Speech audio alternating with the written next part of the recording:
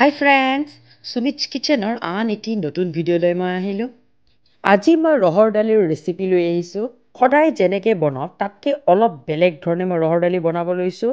এই ৰেচিপিটো বনাবলৈ পোনপ্ৰথমে মোক লাগিব ৰহৰ দালি। ইয়াতে মই 3 কাপ ৰহৰ দালি লৈছোঁ আৰু বনোৱাৰ আধা ঘণ্টামান আগতে ধুই পেলাই থৈ দিছোঁ।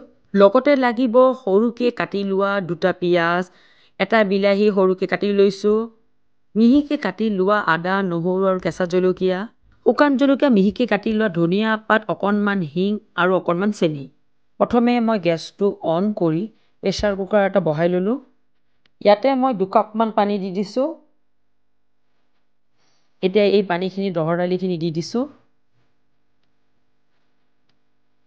ইয়াতে মই 1 চামুচ নিমখ দি দিছোঁ। নিমখটো আপোনালোকে নিজৰ সোৱাদ অনুযায়ী দিব। ইয়াতে অকণমান চেনিও দি দিছোঁ। প্ৰেছাৰৰ ঢাকনাটো মই বন্ধ কৰি দিলোঁ আৰু 2টা চিটি অহাৰ পিছত মই গেছটো অফ কৰি দিম। 2টা চিটি দিয়া মোৰ হৈ গ'ল, গেছটো অফ কৰি দিলোঁ। আনপিনে মই গেছটো অন কৰি কেৰাহী এখন বহাই ল'লোঁ। ইয়াতে মই জোখমতে মিঠাতেল দি দিছোঁ। মিঠাতেলখিনি গৰম হৈছে। ইয়াতে মই 2টা শুকান জলকীয়া দিলোঁ। লগতে দিছোঁ 1 চামুচ গোটা জিৰা, মিহিকৈ কাটি লোৱা নহৰু অলপমান দি দিলোঁ। ইয়াতে মিহিকৈ কাটি লোৱা পিঁয়াজ 2টাও দি দিলোঁ। এইখিনি অকণমান লৰাই দিলোঁ। পিঁয়াজখিনি ৰঙাকৈ ভাজি ল'ব লাগিব। পিঁয়াজখিনি অকণমান ৰংচঙীয়া হৈছে। ইয়াতে মই মিহিকৈ কাটি লোৱা আদা অলপমান দি দিছোঁ। সৰু সৰুকৈ কাটি লোৱা কেঁচা জলকীয়া 1 চামুচমান দি দিছোঁ। জ্বলাটো আপোনালোকে নিজৰ জোখমতে দিব।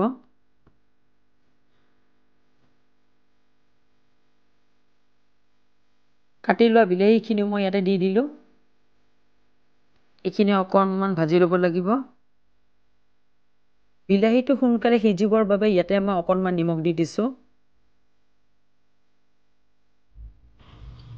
ইয়াতে অকণমান হিং দি দিছোঁ। এইখিনি অকণমান লৰাই পেলাই ইয়াতে মই 1 চামুচমান হালধি গুড়া দি দিছোঁ। 1 চামুচমান ধনিয়াৰ গুড়া দি দিছোঁ। আধা চামুচমান জিৰাৰ গুড়াও দিছোঁ। কাশ্মীৰী মিৰ্চ ৰেড চিলি পাউডাৰো 1 চামুচমান দি দিছোঁ। এতিয়া এইখিনি ভালকৈ লৰাই লৈছোঁ। এইখিনি ভাজি লোৱা হৈ গ'ল। ইয়াতে মই বইল কৰি থোৱা ৰহৰ দালিখিনি দি দিছোঁ।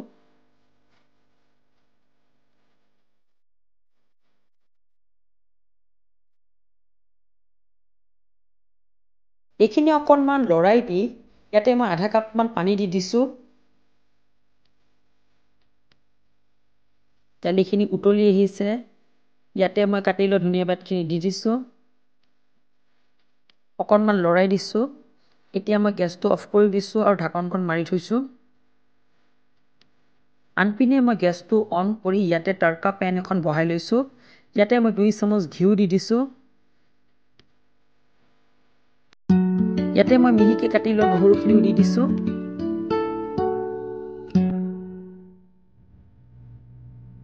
এই নহৰুখিনি ৰঙাকৈ ভাজি ল'ব লাগিব। নহৰুখিনি ৰঙাকৈ ভাজা হৈ গৈছে। ইয়াতে মই 1 চামুচ জলকীয়া গুড়ি দি দিছোঁ।